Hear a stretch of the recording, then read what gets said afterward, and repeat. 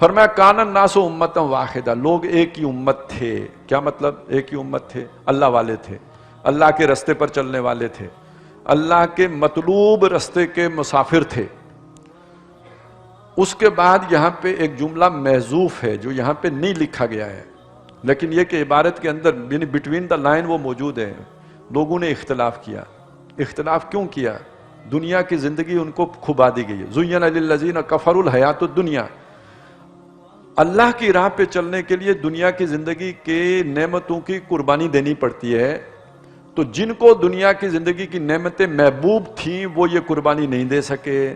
تو جب یہ نقطہ نظر میں فرق آیا، اس نے باہر بھی پھوٹ ڈال دی۔ ایک آخرت کا مسافر ہے، دوسرا دنیا کا مسافر ہے، ان کے درمیان اختلاف پیدا ہو گیا۔ یہ کفر کی طرف چلے گئے اور یہ ایمان کی طرف آ گئے۔ یہ ہے جو پہلا اختلاف انسانوں کے مابین پیدا ہوا۔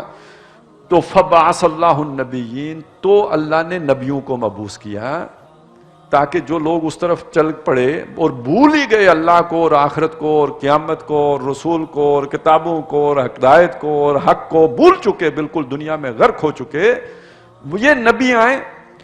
فبعث اللہ النبیین، تو نبی آئے، اللہ نے مبعوث کیے، مبشرین و منذرین، وہ خوشخبریاں بھی دیتے تھے، خبردار بھی کرتے تھے۔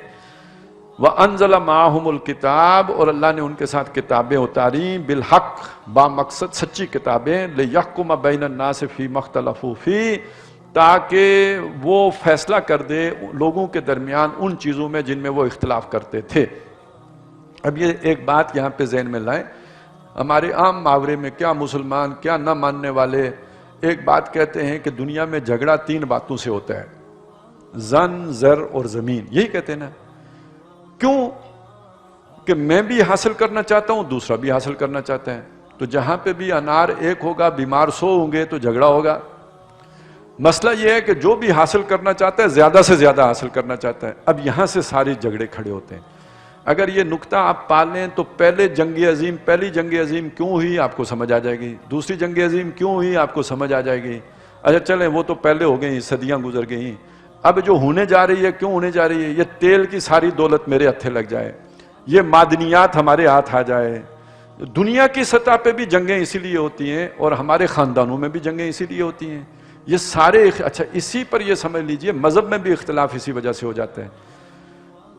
میں بچنا چاہ رہا ہوں کہ کوئی آج کی بات نہ کروں، لیکن یہ بات سمجھائی نہیں جا سکتی جب تک میں آج کی بات نہ کروں۔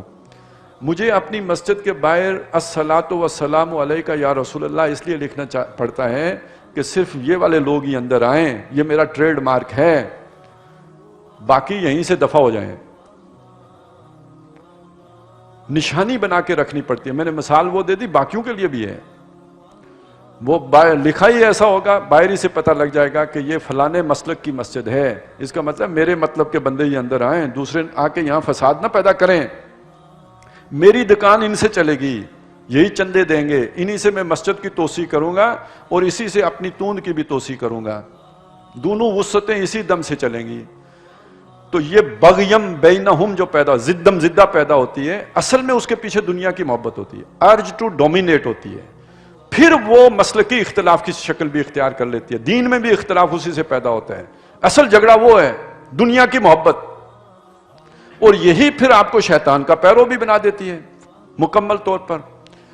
تو یہاں سے اختلافات پیدا ہوتے ہیں، تو کتاب اتار کر ان اختلافات کو ختم کرنے کی کوشش کی جاتی ہے۔ اب یہ سن لیجئے، مسلکی اختلافات کا پھر حل کیا ہوگا؟ قرآن سے جڑنا۔ آپ چاہتے ہیں نا یہ تفرقہ ختم ہو، تو تفرقہ تقریروں سے نہیں ختم ہوگا، لوگوں کو قرآن سے جوڑیں گے تو ختم ہوگا۔